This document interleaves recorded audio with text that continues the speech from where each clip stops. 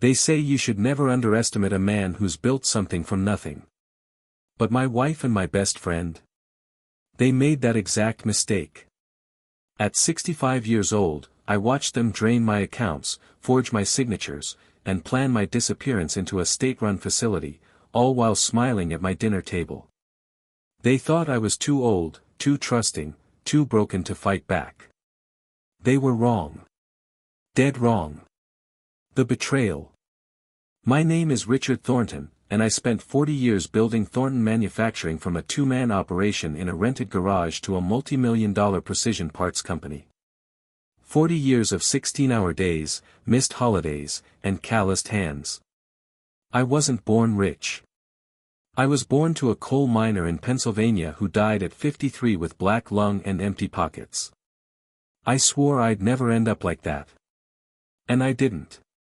By the time I was 55, I had everything: a beautiful home in Connecticut, a thriving business, respect in my industry.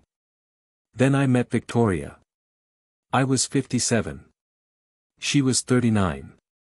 I know what you're thinking, classic mistake, right? But Victoria wasn't some gold digger I picked up at a bar. She was a corporate attorney I met during a merger negotiation. Sharp as a knife, confident, beautiful in that polished, professional way. She made me feel alive again after my first wife, Margaret, had passed from cancer 3 years earlier. Victoria listened when I talked about the business. She asked intelligent questions. She seemed genuinely fascinated by the work I'd done, the legacy I was building. After 2 years of dating, I married her. I was 60. She was 41. I thought I'd found a partner for my final chapter. That's when I brought in Derek. Derek Patterson had been my friend since our 30s, we'd met at an industry conference in Chicago back in 1988. Over the decades, we'd stayed close. He'd had a rougher go of it, made some bad investments, went through a messy divorce, struggled with a business that eventually went under. When I saw him at a reunion looking worn down and defeated, my heart went out to him. So I offered him a position. Vice President of Operations. Good salary, profit sharing, a real chance to rebuild his life. He nearly cried when he accepted. Shook my hand for a full minute, told me I was saving his life. Brothers, he said. We're brothers, Rich. I believed him. For the first 2 years after Derek joined and I married Victoria, everything seemed perfect. The company grew. Victoria redecorated our home, hosted beautiful dinner parties that helped me network. Derek modernized our operations, brought in new clients. We'd have these wonderful evenings, the three of us, on our back patio, drinking wine, talking about the future. I was happy. Truly happy. I should have noticed the signs earlier. It started small. Victoria began handling more of my personal finances. You work too hard, darling, she'd say. Let me take this off your plate. She set up online banking for me, took over paying bills, managed our investments. I was grateful. My eyes weren't what they used to be, and frankly, after 40 years of managing business accounts, I was happy to let someone else handle the household money. Derek, meanwhile, asked me to sign more and more documents. Just standard operational stuff, he'd explain. New vendor contracts, equipment leases, employee agreements. I've reviewed everything, you don't need to waste your time. I trusted him. Why wouldn't I? He was my brother in everything but blood. Then came the health scare. About 6 months ago, I started feeling off. Tired all the time. Dizzy. Having trouble concentrating. Victoria insisted I see a doctor. The physician ran tests and found my medication levels were off. I take blood pressure medication and a statin. He adjusted my prescriptions, but I kept feeling worse. That's when Victoria started talking about cognitive decline. Richard, you forgot our dinner reservation again, she'd say at breakfast, concerned. Except I didn't remember making any reservation. You told me the same story 3 times yesterday, Derek mentioned casually at work. I hadn't. Had I? They started documenting things. Victoria kept a journal of my supposed episodes. Derek began CCing her on emails about my confusion at work. They spoke about me in worried whispers that would stop when I entered a room. I began to doubt myself. Was I losing it? I'm 65, not ancient, but maybe this was the beginning of dementia. My father's father had Alzheimer's. Maybe it was genetic. The real wake-up call came on a Tuesday morning 3 months ago. I went to the bank to withdraw cash for a contractor who was doing some work on our summer cabin. He preferred cash, old-school guy like me. The teller looked uncomfortable. "Mr. Thornton, I'm going to need to call the manager. My account, my personal account that should have had over $200,000, had $1,800 in it." The manager, a woman I'd known for 15 years, sat me down in her office. She looked genuinely concerned. "Mr. Thornton, over the past 8 months, there have been numerous large transfers from this account. All authorized with your login credentials. Are you aware of these?" I was not. She showed me. Wire transfers. Cashier's checks. Transfers to accounts I didn't recognize. Almost $200,000, gone in chunks over 8 months. I felt my blood turn to ice. "There must be a mistake," I said. But even as I said it, I knew. Victoria had my login information. I'd given it to her when she took over the finances. I didn't confront her. Not yet. Something in my gut told me to stay quiet. I went to the office. Derek was in a meeting, so I went to the filing cabinets where we kept copies of major contracts. I started pulling documents I'd supposedly signed in recent months. Equipment leases for machines we didn't need. Vendor contracts at inflated prices for companies I'd never heard of. And loans, God, the loans. Derek had taken out 3 separate business loans against company assets, totaling nearly $1.2 million. All with my signature. Except I'd never seen these documents before. I pulled out a contract I definitely had signed from 2 years ago and compared the signatures. They were close, very close. But not exact. Someone had been practicing my signature. And with all the documents Derek had me signing, he'd had plenty of practice.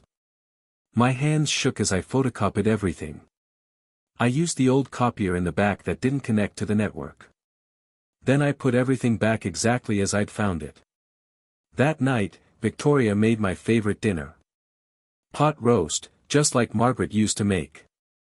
She'd asked Margaret's sister for the recipe years ago. I'd been so touched. "You seem quiet, darling," she said, pouring me wine. "Just tired," I replied. After dinner, I went to my study.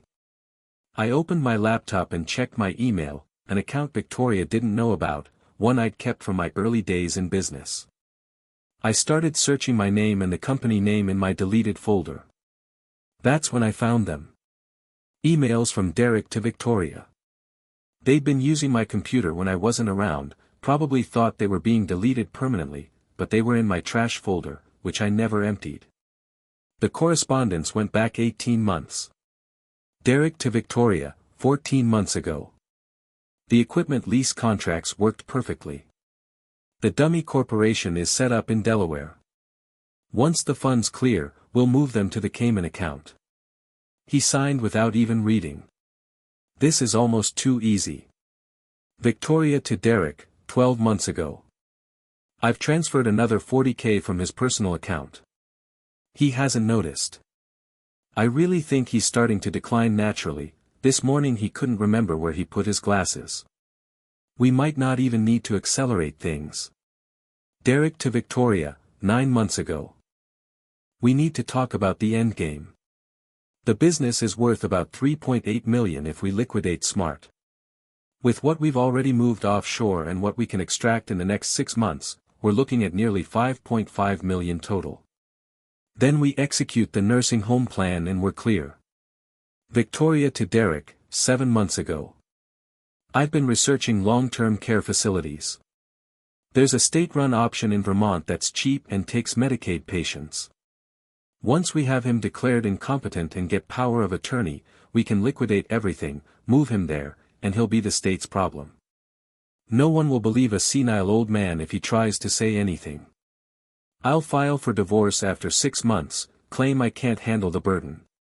You'll resign from the company, we'll meet in Costa Rica like we planned. Derek to Victoria, 4 months ago. I love you. Just a few more months and we're free. We can finally be together without hiding. Just keep him medicated and confused. The doctor you found is perfect, he'll sign the incompetence certification when we need it. I read every single email. All 47 of them. They'd been having an affair for at least 2 years, probably longer. They'd systematically stolen from me, forged documents, and, here's the part that made my stomach turn, Victoria had been crushing extra doses of my blood pressure medication into my food. Not enough to kill me, but enough to keep me foggy, tired, confused. Enough to make me seem like I was declining. They'd planned everything. The theft. The affair. My disappearance into a facility where no one would listen to me. And they almost got away with it. I sat in that study until 4 in the morning, reading and rereading those emails. A part of me wanted to scream, to storm into our bedroom and confront Victoria right then. To call Derek and rage at him. But I didn't. Because here's what 40 years of building a business teaches you: emotion loses. Strategy wins. If I confronted them now, they'd move up their timeline. They'd have me committed immediately. Victoria had already found a compliant doctor, had already been documenting my decline. I'd look like exactly what they were trying to make me, a paranoid old man losing his grip on reality. No. I needed to be smart. I needed to be patient.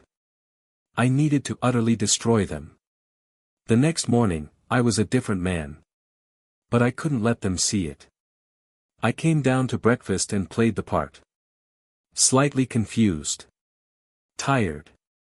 I asked Victoria what day it was. The flash of satisfaction in her eyes made me want to vomit, but I smiled weakly. "Are you feeling all right, darling?" she asked, all concern. "Just foggy," I said. "Didn't sleep well." "Maybe we should call Dr. Morrison," she suggested. Dr. Morrison. The doctor she'd found. The one who would sign my incompetence certification. Maybe, I agreed softly. I went to work. Derek greeted me warmly, asked how I was feeling. I told him I was tired, a little confused. He exchanged a glance with my secretary, his hire, I suddenly realized. Someone loyal to him. I shuffled papers. Seemed distracted in meetings. Let Derek take the lead on decisions. And while I played the declining old man, I planned. First, I needed evidence they couldn't destroy.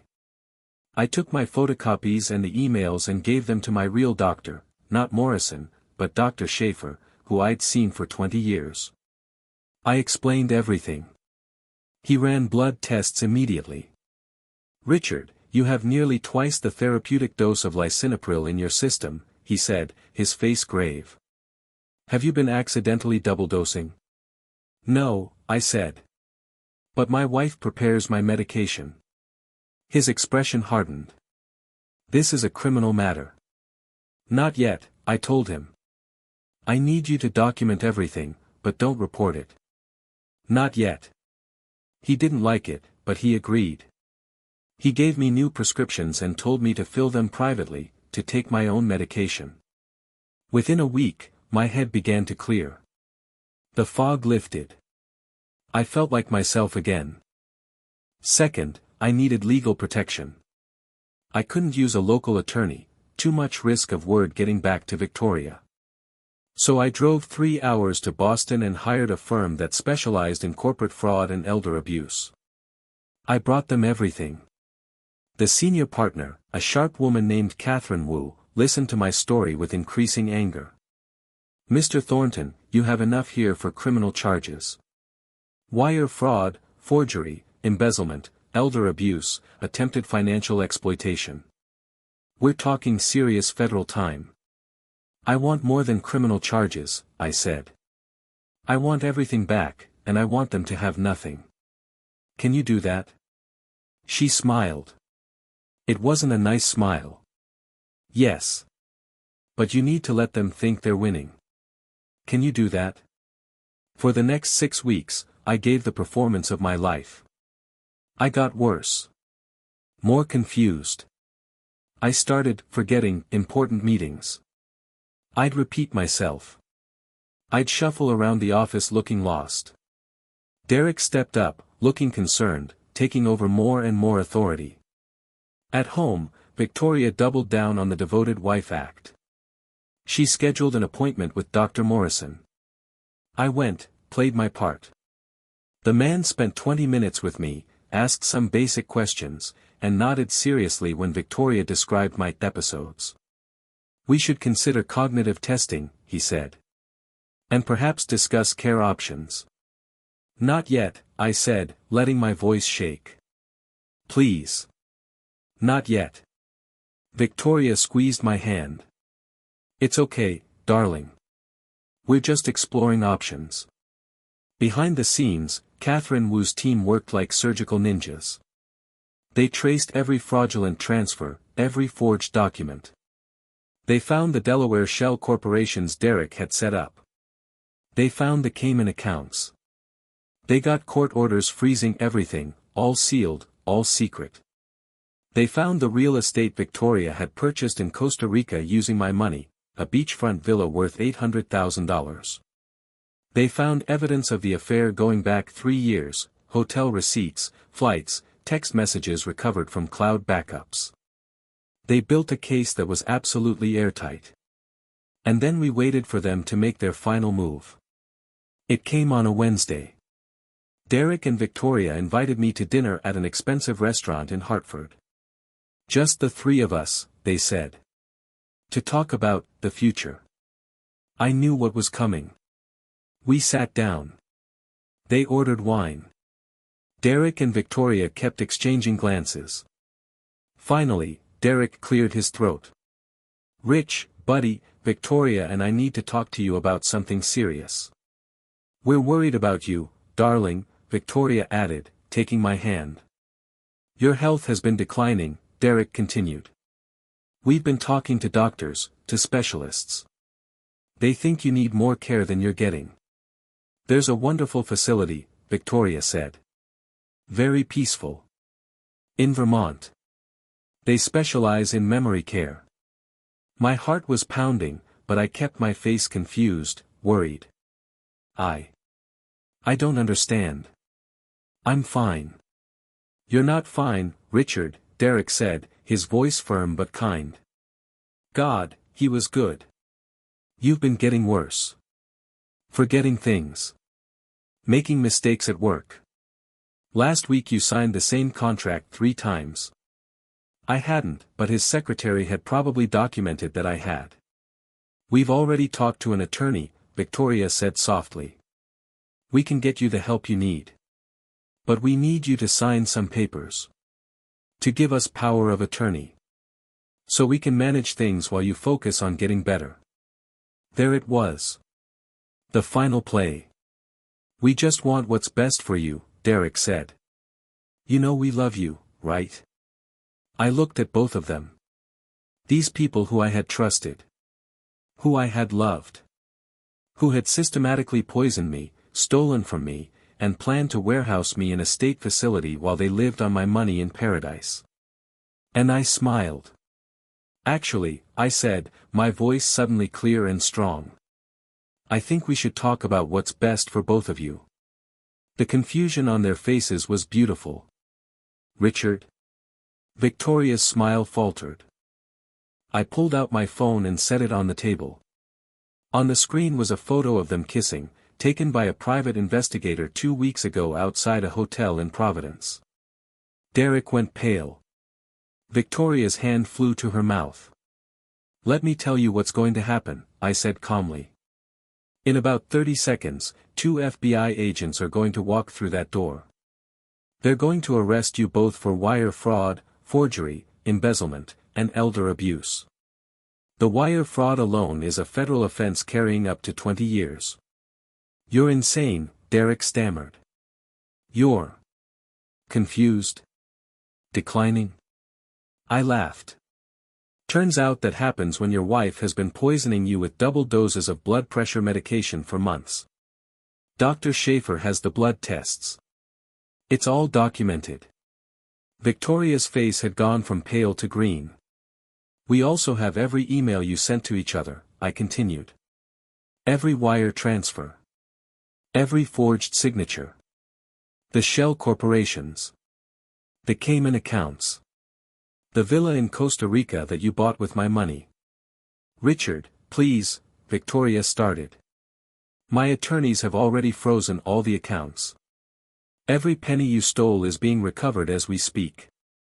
The Delaware corporations have been dissolved. The Costa Rica property is being seized. Derek stood up suddenly, looking around like he might run. But the restaurant doors opened, and 2 federal agents walked in, exactly as I'd said. The arrest was everything I'd imagined and more. Derek actually tried to run. Made it about 15 feet before one of the agents tackled him into a dessert cart. Tiramisu went flying. The whole restaurant went silent. Victoria just sat there, frozen, as they cuffed her. You bastard, she finally hissed at me. You miserable old bastard. Not that old, I said. And apparently not that miserable. Enjoy Vermont.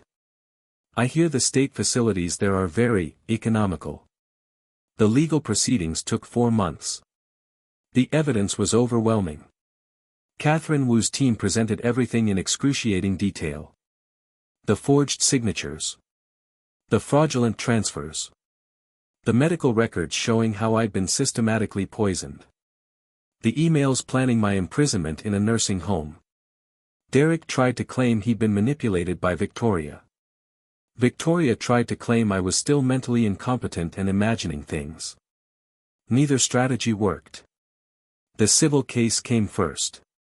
I sued them both for everything: fraud, breach of fiduciary duty, intentional infliction of emotional distress, conspiracy, elder abuse. The judge was a 70-year-old woman who had seen her own father victimized by a financial scam. She did not go easy on them. I was awarded full restitution of every penny stolen, approximately $2.3 million when you added up all the fraudulent transfers, loans, and purchases. Plus punitive damages of an additional $3 million.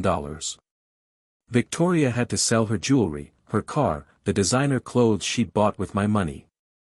Derek had to liquidate everything he owned. It wasn't enough to cover what they owed me, so the court garnished their future wages. For the rest of their lives, 70% of anything they earned would go to paying me back. Then came the criminal trial. The prosecution was relentless. They painted a picture of 2 predators who had targeted a vulnerable older man, isolated him, poisoned him, and attempted to rob him of everything he'd spent his life building. The jury deliberated for less than 4 hours. Derek Patterson, guilty on all counts. Wire fraud, forgery, embezzlement. Sentenced to 15 years in federal prison. Victoria Thornton, guilty on all counts. Wire fraud, conspiracy, elder abuse. Sentenced to 12 years in federal prison. I was there for the sentencing. I wanted to look them both in the eye. Derek wouldn't look at me. He stared at the floor, broken. But Victoria looked right at me as they led her away in handcuffs. I hope you die alone, she spat. I smiled. I'd rather die alone than live as a thief. The business recovery took longer. Derek had made such a mess of the operations, signing bad contracts, committing to equipment we didn't need. But I'm not 65 years old and stupid. I hired a proper COO, a woman with 30 years of manufacturing experience and references I actually checked. I personally reviewed every contract, every vendor agreement. I rebuilt the management team with people who were loyal to the company, not to their own pockets. Within 8 months, Thornton manufacturing was stable again. Within a year, we were profitable. I made some changes, though. I set up a proper succession plan with 3 different law firms reviewing it. I established a trust to run the company after I'm gone, with the proceeds going to charity, specifically, to organizations that help elder abuse victims. I also got my life back.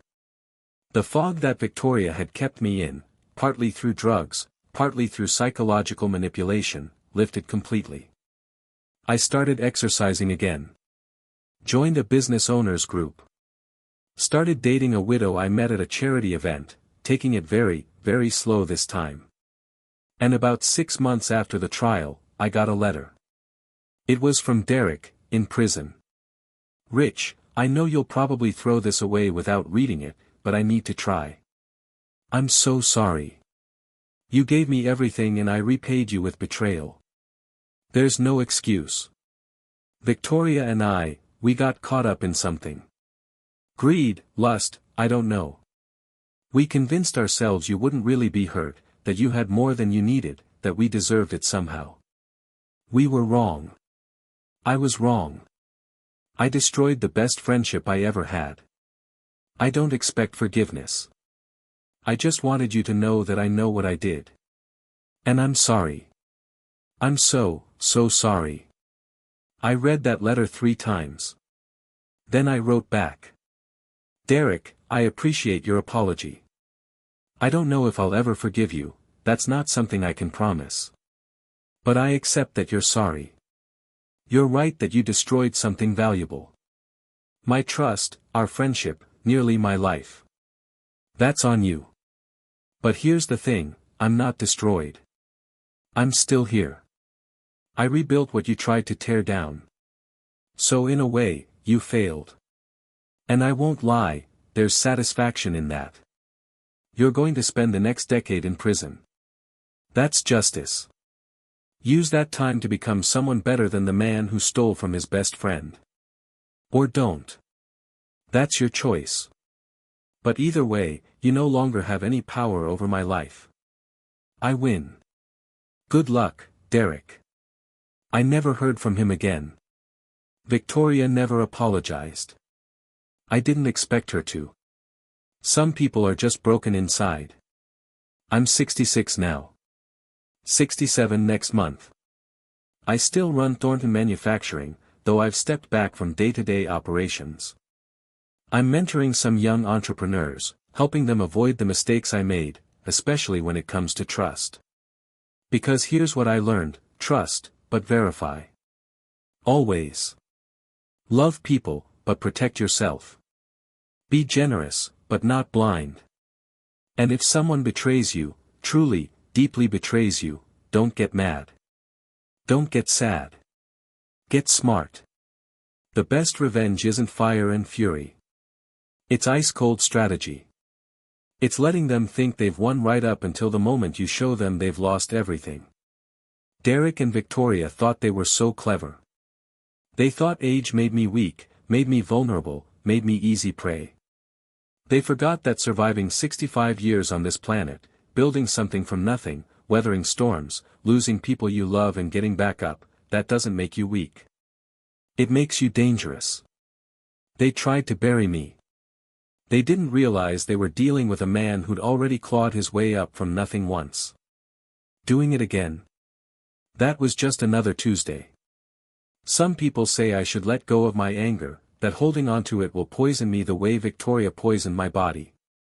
But I'm not angry anymore. I'm satisfied.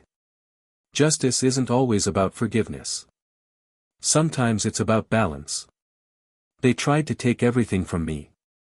Instead, I took everything from them. The scales are even. And you know what? I sleep great at night.